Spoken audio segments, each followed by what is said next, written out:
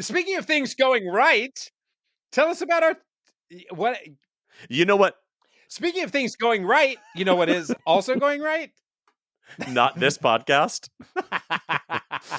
And this is Gaytriarchs.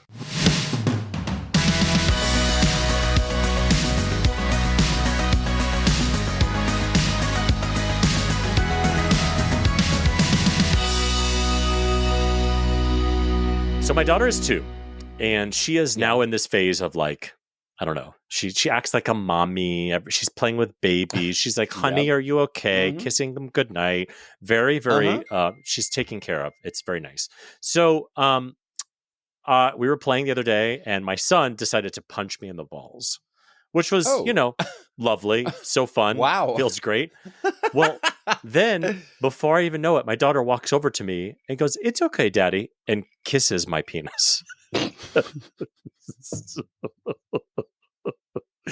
And all of us taking a sip of my iced coffee, and I thought this might turn into a spit take. Anyway, okay. I literally, all of us froze. My husband and I are like, "What?" And I was like, "Okay, honey, let's don't touch anybody's privates."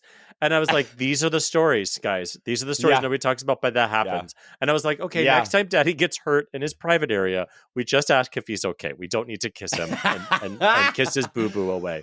Okay, so there are many things to unpack here, but first of which, nothing. why did your son punch you in the balls? Because we were just dancing and playing, and kids like to punch their dads in the balls. I don't actually remember why, because that was not the marquee topic of that experience for me.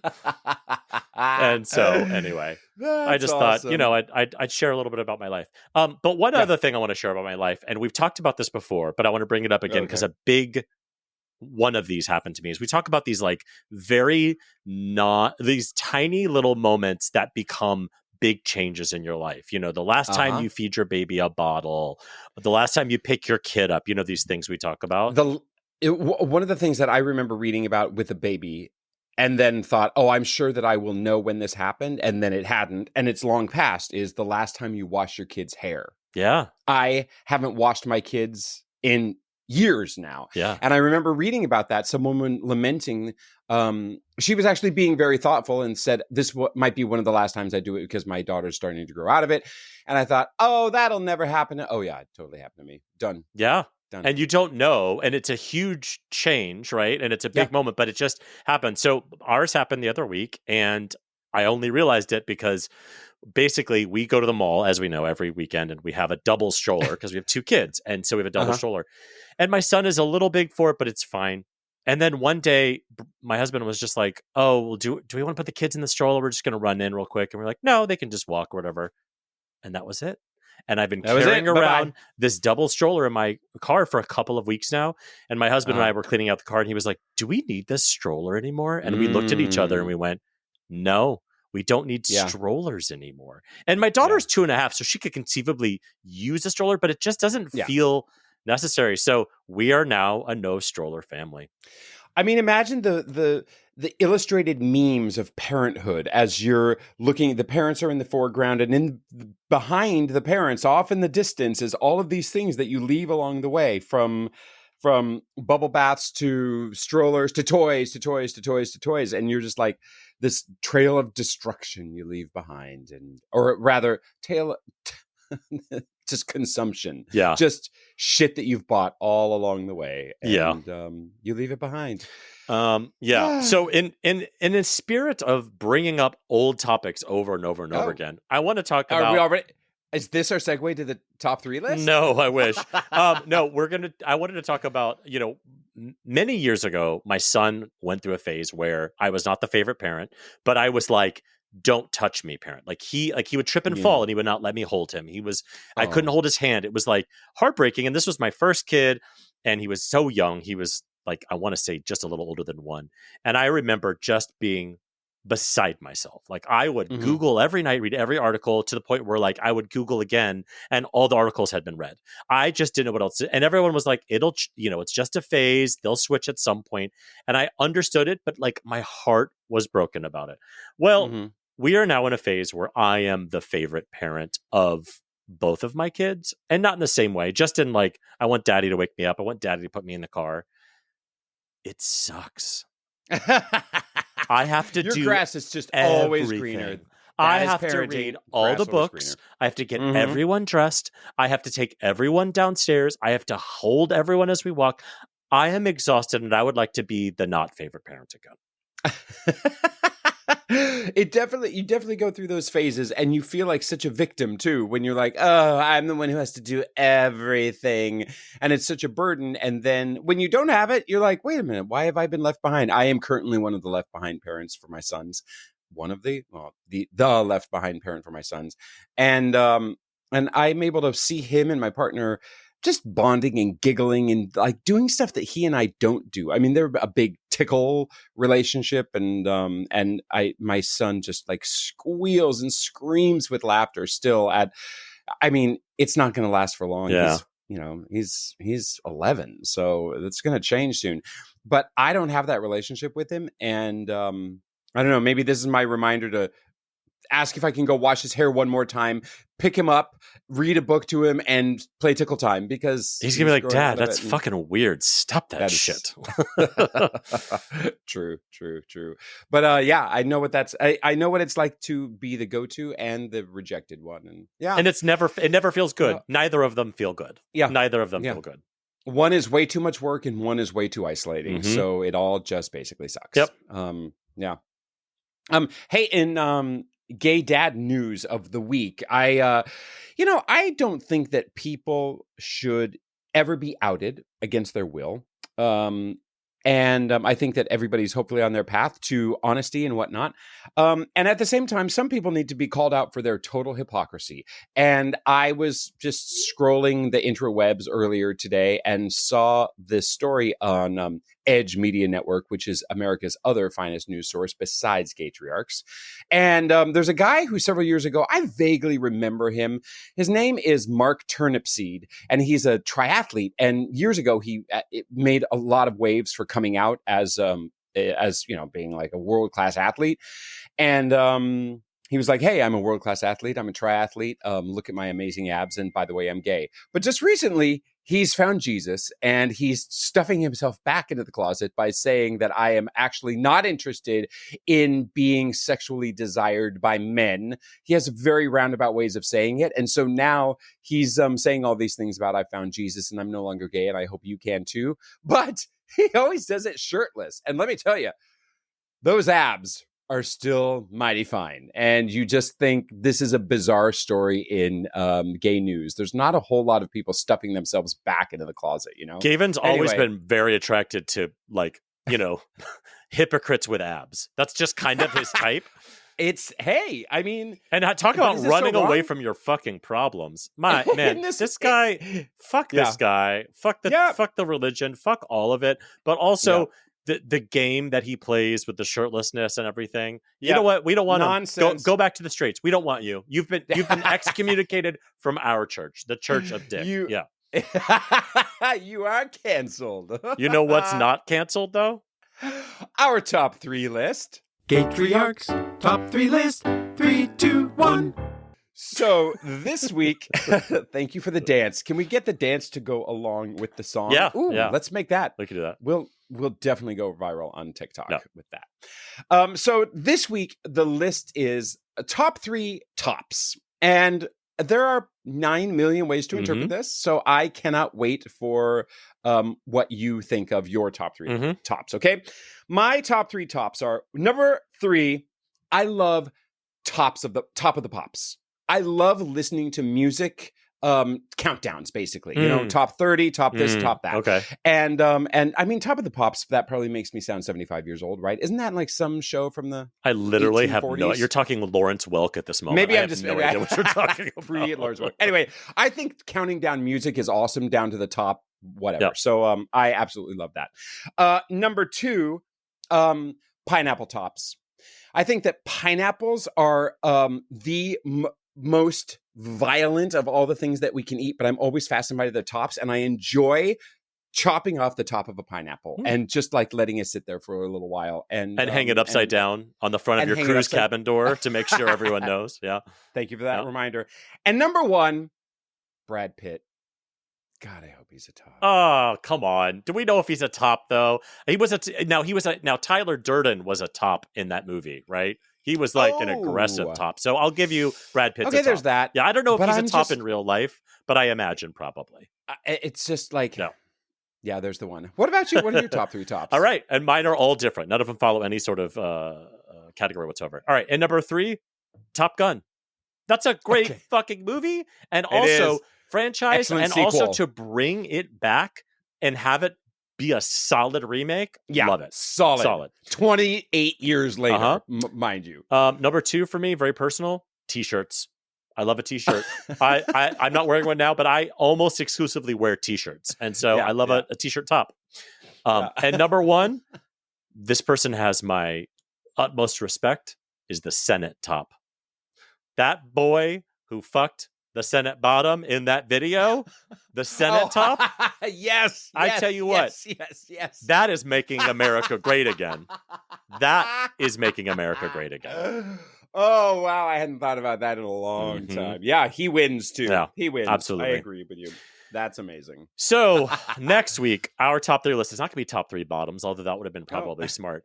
Or a little predictable. That's also, true. Though, so. It'll be the top 3 things that you hate irrationally.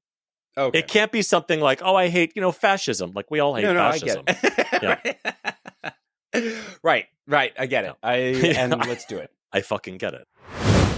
So our guest today is Dr. Judson Brandeis. He is an award-winning urologist and sexual medicine expert, clinical research physician, educator, and a caring clinician and surgeon, according to his own bio. But we will be the judges of that. Yeah, there you go. On a podcast. Dr. Brandeis is dedicated to helping his patients and men everywhere feel great, look good, and have better physical intimacy. In short, he is much too accomplished to be on Gaytriarchs. And yet, his specialty is something we definitely pay attention to. So he's also straight, but given his extensive knowledge of the male anatomy and mass repository of dick jokes, plus the fact that he has 2 kids and loves them more than anything, he's definitely an honorary. 4 kids. Oh my God.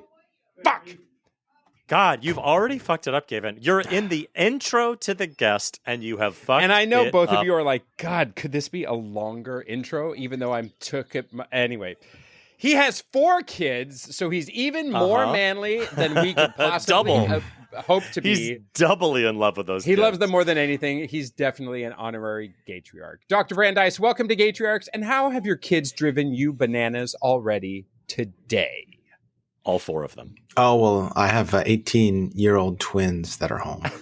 Oh, man. Yeah. So you're basically saying you can't talk about it, but your eyes are saying, I'm ready to spill the tea. Yeah. They're individuating and separating and sort of defining who they are and who they're not. Like my daughter yesterday, she said, Dad, why can't you just be normal? Oh, okay. Well. And what were you doing that was not normal? Just asking. Existing? Yeah, I was just sitting in the car with her driving, and we were going to the grocery store. And that was abnormal for her. Yeah. That's pretty fucked up of you to take your daughter to the grocery store. I'm on her side, honestly. But it's funny how, I imagine as twins, you're desperate for that unique recognition, but also you kind of have to fake it if you don't. Are they does it feel like they're kind of just making shit up to be different about just to? Well, they're boy-girl twins, so they've kind of found their own little niches. Mm-hmm. Yeah. And how old are the others?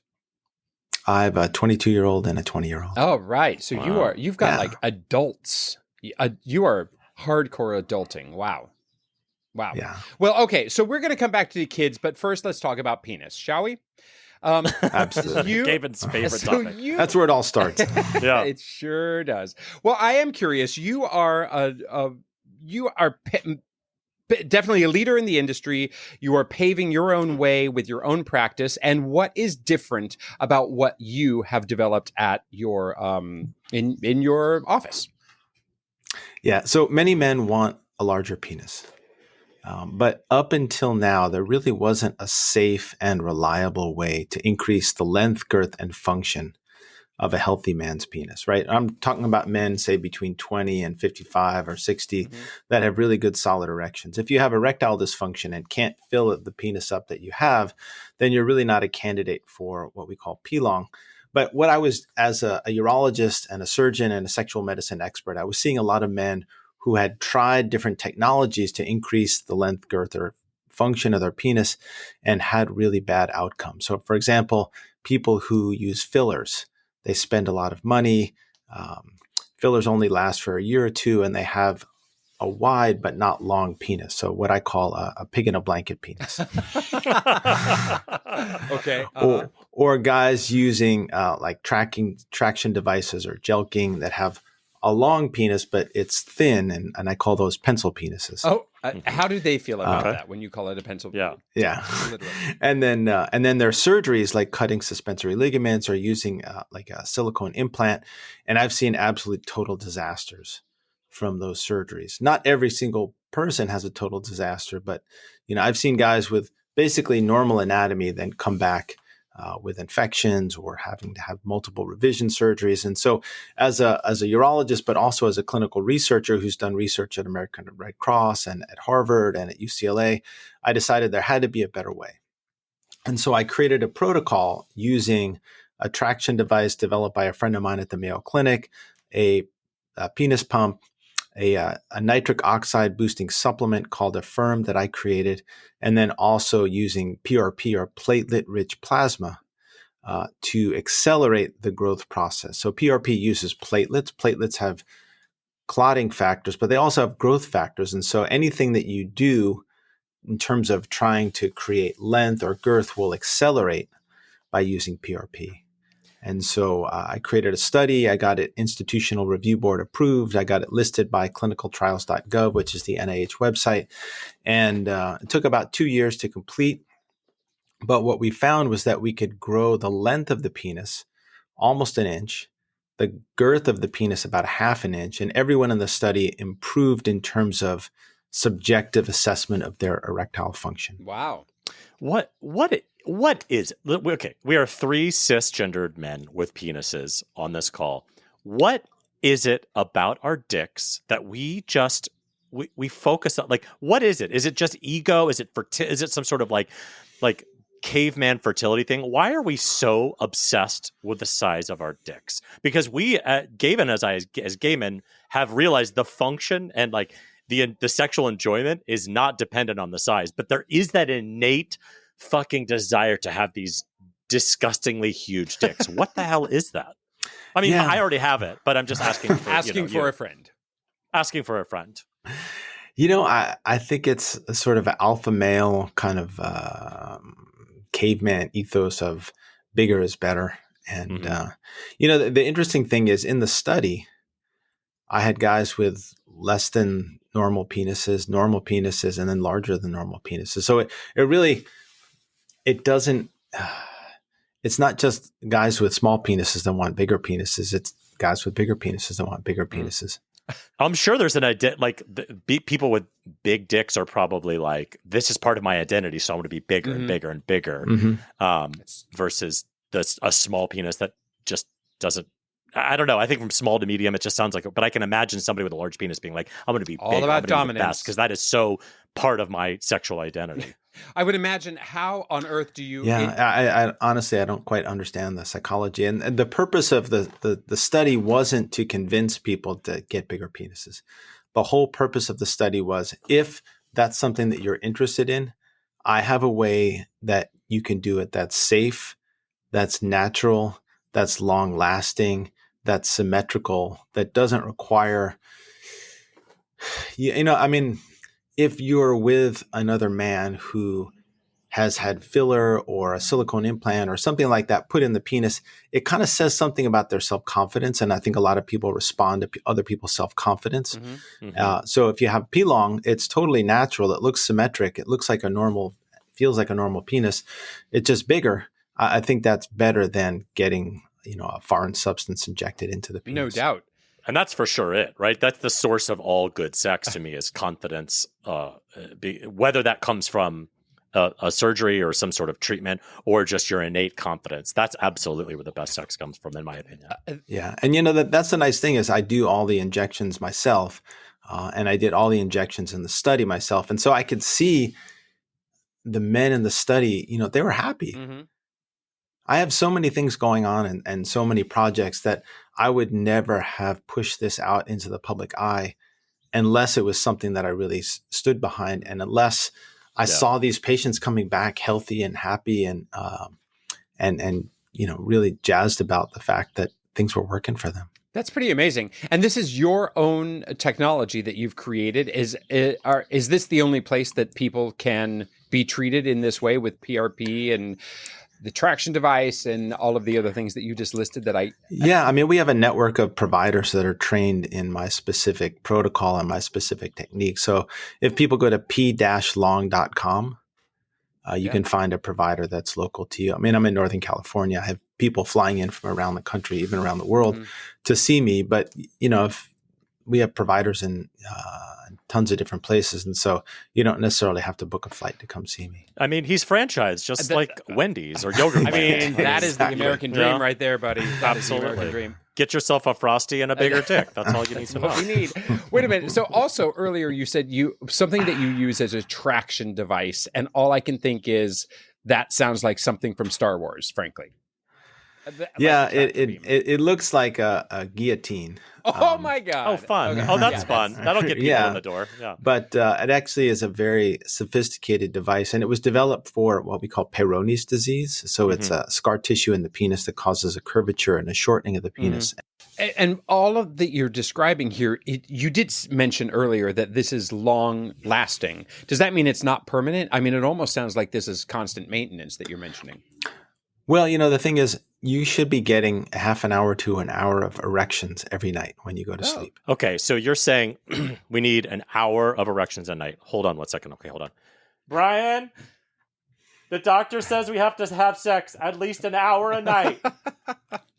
No, he's a doctor. The doctor's orders. Okay. All right. I just wanted to make sure. I could write that as in a prescription form. I would appreciate it. Send it to Walgreens over here. I definitely think that all of this messaging is getting through in exactly the professional ways that you would hope. I mean, but speaking of, what I am so impressed with is that obviously you are a doctor and a professional, and you have delivered all of this while saying penis about 72 times without cracking the slightest smile. And David and I don't know about you, David, but I do want to giggle about this because I have to mute myself because I'm like, he's talking about dicks. Yeah. Which is fantastic. I'm 44 and still think the word dick or penis and erection is hilarious. You must be very entertaining at a dinner party where you sit down and you talk about this, and every man in the entire world wants A, a bigger dick, and B, to know everything that you have to share. And does it ever get boring to you? To talk? But I feel like those men want to know that, but they can't let him know that they want, because they don't want to be perceived as a man who wants to know from the penis doctor how to get a bigger penis. So he's like, what would happen? Yeah. Yeah, well, I try to sort of mainstream it a little bit. So for example, say you're at work and your father's having some heart disease issues and you want to take him to the cardiologist. And so you tell the people at work, like, listen, guys, I have to take my dad, he's old, to the cardiologist. And everyone at work's like, oh, that's so nice. What a nice son. You're taking your dad to the cardiologist, the heart doctor. Right. So then the next day you're like, oh, my dad, he's 80 years old, but, he can't get it up. And I want to take him to the urologist so he can get better erection so he can shack up with my mom. Yeah. And everyone's like, really? Yeah. They're like, that's like too much information. Why did you tell me that? But the thing is, physiologically, it's the same process, right? Yeah. Heart disease is not getting enough blood flow through the coronary arteries to get to the heart, and erectile dysfunction is not getting enough blood flow through the pelvic arteries to get into the penis to get an erection. So it's the same physiologic process, but there's just this giant stigma over erectile function. Whereas, heart disease, it's cool to have. It's because, it's really cool to have heart disease. Thank you for saying that. But also it's I think it's the puritanical part of us that we want to ignore sex. We don't want to talk about sex. We had Dr. Goldstein on a couple months ago. And, he's amazing. He's amazing. I mean, he's the Dr. Brandeis for the butt. And that's what they say all the time. But he's doing the same thing. He's like, I talk about the ass in a way that shocks people, but it's like, I'm not coming from a puritanical part. I'm talking about it from both a doctor aspect, but also people use the butt for pleasure. People use the penis for pleasure. It is, it is to be talked about. But we have this puritanical, like, no. We don't want to do anything. Let's just like treat gonorrhea and then be done with it, doctor. Totally. Right? Totally. It is too bad. But then, in case somebody had gonorrhea, not me. Asking for a friend. Now, you mentioned earlier that you submitted a study to, what was the conference you talked about? The sexual health. It's a Sexual Medicine Society of North America. So that's where people like me I'm in private practice. So a lot of private practice docs don't do clinical research, but a lot of the academic guys. Yeah. You'd be very disappointed. If you went to the Sexual Medicine Society meeting, you would think like it'd be very flamboyant and there'd be all sorts of interesting. No, it's just a bunch of like men and women in gray and blue suits. I went to the Penis Museum, the Museum of Dicks in Iceland. I cannot tell you how excited I was to go to this museum. I was like, there's going to be dicks everywhere. And there were, but it was like a mouse dick, like on a push bin board with like dates of extra. There's nothing. I was going to say, so those conferences, get-togethers after you've done all the sciencey stuff in the afternoon, do not turn into massive orgies at night. Obviously, no, it's sad to say. It is not sexual. Well, I mean, what kind of personality actually does fall into this category? I mean, would you say there is a personality type of people who are just generously devoting themselves to science, or how do you find yourself on this path? That's a really good question. Yeah, in the field of urology, so like in the surgical subspecialties, you have orthopedists who are jocks, and you have the plastic surgeons who are sort of the pretty boys, and you have the ear, nose, and throat docs who tend to be more like obsessive compulsive. You have the general surgeons that tend to be more like cowboys, or the cardiothoracic surgeons that think that they walk on water, and urologists tend to be kind of like regular old guys that have a sense of humor, based on what we do. And then within the urology community, it kind of sub-segregates. So like the people that think the highest of themselves tend to go into like cancer surgery, like prostate cancer surgery, bladder cancer surgery. And then there's the endourologists, the people that deal with kidney stones. And then there's the urologists that deal with incontinence and female problems. There's the reconstructive urologist, and sort of towards the bottom. I mean, people are going to get mad at me for saying this, but are the docs that go into sexual medicine. Now, I kind of break the mold a little bit because I started out in private practice, and I helped pioneer robotic surgery for prostate cancer, and I built kidney stone centers, and I helped pioneer MRI-guided prostate biopsies. And then about 5-6 years ago, I became really interested in regenerative urology. So the ability to help men who, were getting up there in age and were having difficulty getting erections, and the blue pill wasn't working. So using technologies low intensity shockwave therapy and platelet-rich plasma and some other things to help men regain that ability to have natural erectile function. But do you think that they're on the bottom because of the stigma, and there's less? Yeah, I think people are a little more afraid. It's somewhat of stigma, and also a lot of it these days with anything is like how much money you make, and so the people that do cancer tend to make a little bit more money. I love that breakdown that you just did, which was basically casting for Scrubs. I love. Yeah. Oh yeah, Scrubs actually. The funny thing is, Scrubs is one of the most accurate medical shows. That is much more accurate than like Grey's Anatomy and ER and all that kind of stuff. Hilarious. Not the first doctor I've heard that from by any stretch. So how, in your quest to bring about sexual health and make the world a better place, how do you cure toxic masculinity? The thing, I mean, I do a lot of testosterone replacement therapy too. And I see a lot of like first responders, like police, fire, SWAT. So I deal with a lot of guys who are in that sort of toxic masculinity space. I think the important thing to realize is that we're all messed up. Nice. We're all fucked up in the head. Totally. Speak for yourself.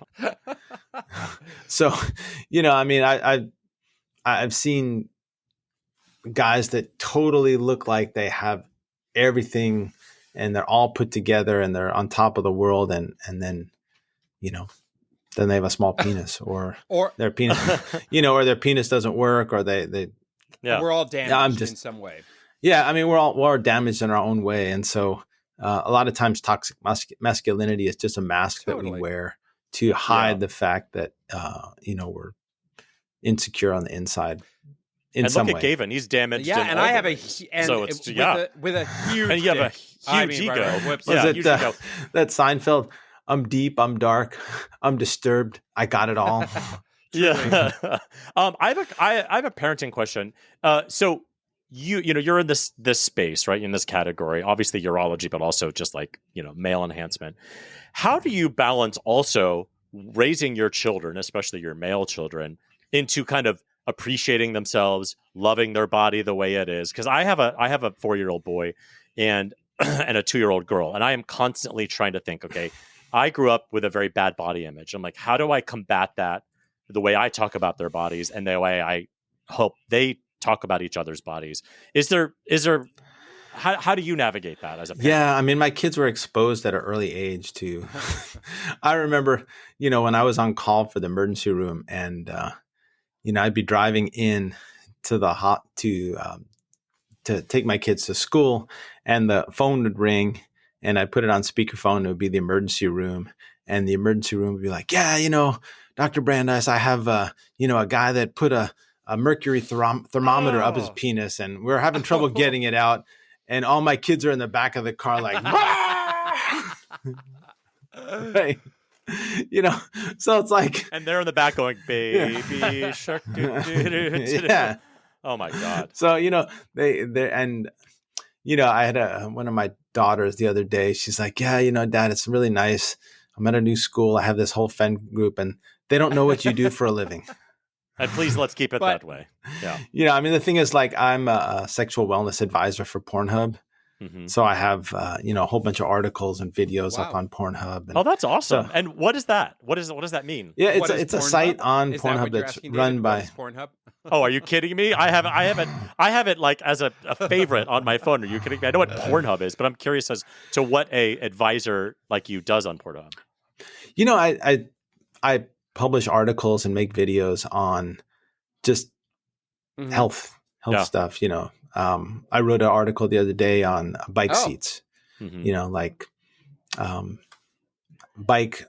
Riding a bike for more than 3 hours a week will cause erectile dysfunction if you have the wrong seat, if you're riding the wrong way, if you don't get out of the saddle. And I've seen that, in some of my patients. So, I wrote an artical and I did a video on that. Or, everything you need to know about the penis. Or I wrote an article called Urologist Guide to, Sexual Function. I mean, I forget the name of the time. Yeah. So, I mean, the thing is, the interesting thing is, it's like it gets 50 billion hits a year. So even if only 0.00001% of the people that go to Pornhub actually click on the sexual wellness, that's a lot of people. No, it is a lot of people. But also, I know I've seen drag queens do videos on how to tuck. I've seen people do videos on how to put on condoms correctly, because I feel like that kind of stuff is really actually valuable, but to dance around it with animations or not saying the right words to make it appropriate for YouTube, it's so nice to have a place where you can actually do that stuff. So there's a freedom there to talk about things totally, earnestly. I have a feeling that you have about 1 million dick jokes. And will you please share with us 1 or 2 or 12 of your favorites?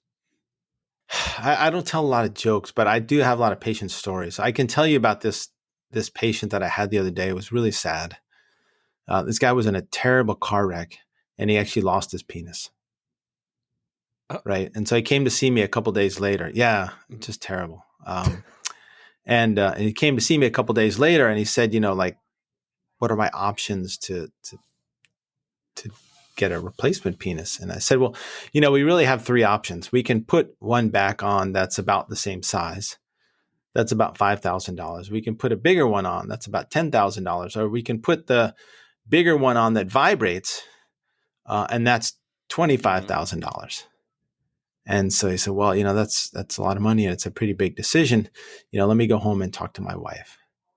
And so, I didn't hear from him for a week. And so I had told my nurse, give Mr. Jones a call, I need to speak with him. And I said, Mr. Jones, you're running around there without a penis. And I talked to you about the $5,000 option, the regular size, the $10,000 option, the larger size, or the $25,000 option, the big one that vibrates. And he said, well, Dr. Brandeis, I went home and I talked to the wife, and she said she'd rather redo the kitchen. Dr. Brandeis, I can't help but notice how many HIPAA violations were in that story that you revealed all of that. All names and penises have been changed to protect the innocent. All right. So share with us a little bit of advice on how you raise successful children to become 18-year-olds and 20-year-olds who are living on their own and ready to provide you the comfort in your old age. So you don't have to worry about anything. I can't do another 16 years of this. So you got to How do we get there?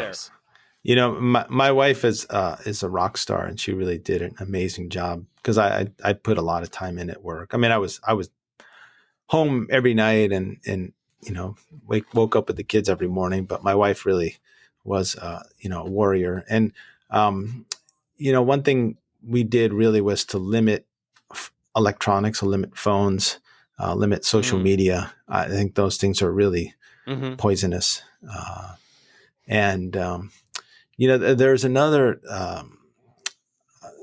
parenting technique called love and logic, which is an amazing parenting technique to help you understand how to get out of the way and let the consequences of people's behavior teach the lessons. Mm-hmm. So it's hard to do. All of us scream at our kids and jump up and down, and that turns you into the bad guy because you're the one that's raising your voice. But if you're sometimes able to get out of the way. So for example, I was coaching my son's basketball team, right? And I was a pretty intense basketball kid. So the kids pretty much did what I wanted them to do. But the one time I was like getting the kids in for a layup drill. I said, 3 kids here, 3 kids here, 3 kids there, go. And they were just sitting around talking. And so what I did was I said, well, just give me the basketball. And I went to the middle of the court and I lied down and I put my head on the basketball and I started pretending like I was sleeping. And so then the kids all started looking at me and they came over and they said, Coach, are you okay? And I said, yeah, I've been working a lot these days and I'm kind of tired. And I figured you guys weren't ready to listen and to play basketball. So I was just going to get a little nap. And they said, well, I think we're ready to play. And I said, well, okay, why don't you guys just line up and I'll be over there in a couple of minutes. And, all the parents are looking at me from the bleachers like, what the heck is going on? But I didn't have to raise my voice. I didn't have to chastise anyone. I didn't have to yell at anyone. I just had to sort of take care of myself. And the kids knew what to do. And then they just did it. And so, love and logic teaches you how to do those kind of things. And when you have those victories, you feel really good about yourself. And so, starting really at the age of 3, kids need to learn what consequences are. And like I said, I don't get it right every single time. Even 50% of the time, I probably don't get it right. But when you do get it right, it feels really good. Do you have a story to leave with us that's along the lines of, I'll never forget the time when my middle daughter is really, all my kids are intellectually gifted, but my middle daughter is really very intuitive. And she was into rock and roll. And I was like, Sabrina, I want you to listen to Pink Floyd The Wall before you go to sleep. Just turn the lights out, put your earbuds in, and listen to Pink Floyd The Wall from beginning to end. And so the next morning I walk into her room and I'm like, how'd it go? And she's like, oh my God, that was so amazing. First the boy was born and then he was growing up and then he was revolting from education and we don't want no education. And then he's on trial and then tear down the wall and then all the characters come back. And I just looked at her and I'm like, oh my God. I'm thinking, I didn't say this to her, but I was like, oh my God. I've listened to that album hundreds of times. And you listened to it once and you got more out of it than I ever got out of it. So it's really cool to see your kids do better than you and be smarter than you and exceed you in so many Mhm. different ways. Like that's the really cool thing, is to see them growing in really amazing ways. David is already experiencing that, and they're only 2 years old, and they've already surpassed him. So I'm trying to suppress all growth whatsoever for my children so I can always maintain dominance. and so that he doesn't have to Good get luck. a Good penile luck with that one. enlargement. This is how he keeps his domination in check. So, listen, my There you penis go. is still bigger than my 4-year-old, so high five, everyone. On There you that go. note, Dr. Brandeis, where can we find your book and get in touch with you? p-long.com, and that you'll be able to find a provider that's close to you. And there's, videos. And if you're a science geek, you can see the paper that I published in Andrology Journal, or my presentations at the scientific meetings. And then my own personal website is brandeismd.com, brandeismd.com, and you can fly out and see me. I wrote the most comprehensive and medically accurate men's health book called The 21st Century Man. It's 101 chapters on every aspect of men's health for men over the age of 40. Amazing. With 60 co-authors. And did I send you guys copies? Yes. No, but I'm not quite that age yet. So when I get to 40, I'll let you know, and I'll start reading that book. Yes, There's actually a really good chapter on fatherhood by Armin Brott, who's a national fatherhood expert. But I actually wrote a little sidebar, 2-page sidebar about, why you want to have kids. And it kind of came down to just like, a lot of times it's a pain in the ass, but sometimes there's just those moments like that I described with my daughter. They're just totally priceless, that you could never get from anything else. And it's hard to describe to somebody who doesn't have kids, because they hear like, oh, so your daughter did something cool. Who cares? Yeah. But the magic of that, having a front row seat to that is hard to, Yeah. Well, speaking absolutely. of magic and having a front row seat, you have been a fantastic guest. Thank you for demeaning yourself by being on our stupid little podcast. Thank you, Dr. Brandeis. Oh, it's my pleasure. Thank you so much for having me. So, I love games. Do you love games? I love games. Yeah. We discovered Head games. Yeah. Emotionally manipulative games. Yeah. My something great this week is twice this week I have been with friends and we have played a yard game called Mulkey. Have you heard of this game? Mm-mm. I don't know if it's new to me. It's obviously not new to the world. It's spelled M-O with an umlaut, L-L-K-Y, I think. And basically it just looks like it came from IKEA because 1, it's wooden, and 2, it has an umlaut. So you're like, well, this came from IKEA. Anyway, something great is getting together and playing games in the yard, just like kids. I love games because, I love to talk about religion, art, politics, and sex till the day is long. But once in a while, you just need a distraction. And so yard games with friends, particularly Mulkey, the not IKEA game. There you go. Yeah.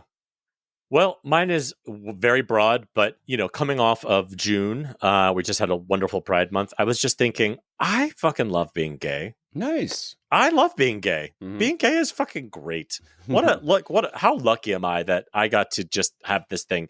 Because I think about who I would be had it not been for this different thing about me that forced me to look at the world differently and think about the world differently.